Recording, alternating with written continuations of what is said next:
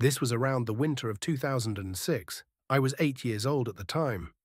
I was living in Thunder Bay, Ontario with my family, and we lived by the auditorium and the Canada Games complex. There was a big hill at the east end of the parking lot that myself and the neighborhood kids would go sledding at. Usually our parents would come, but since we were right across the streets, if it was daylight, they'd sometimes let us go on our own, since it was only about 400 meters from the front door. One day, a few of us went to the sliding hill. There was 4 of us, myself and 3 kids from a big family from down the street. There was the older sister and 2 of the younger brothers. Everything went as usual until we noticed an old blue Ford F-150. I still remember the rust on the wheel well and the hood. The driver, he just sat there watching us. He was older, mid-40s, 50. Dark grey, shoulder-length hair and a salt and pepper beard. He just sat there, smoking and watching. We all immediately felt creeped out and didn't take our eyes off him. I would often watch a lot of crime shows with my mum, and I could feel the hairs standing on my neck as I knew something just felt sinister. The older sister of the family said we'll slide down the hill and just walk home, as he just kept watching us.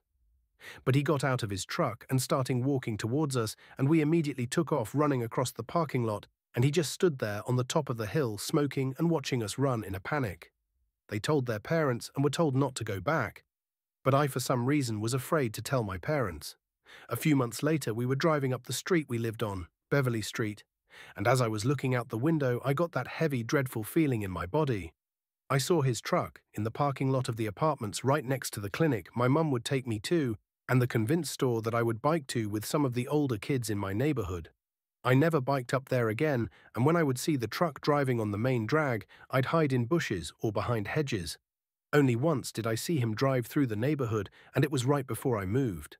I was playing in the yard of the kids I was sliding with that following summer, and we all just stood there and watched as he slowed down and glanced out the window, cigarette in his mouth.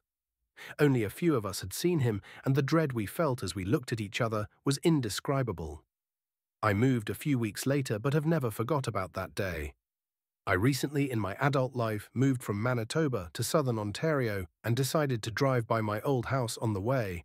But when I drove by those apartments, though I didn't see the truck, I still felt something odd in me.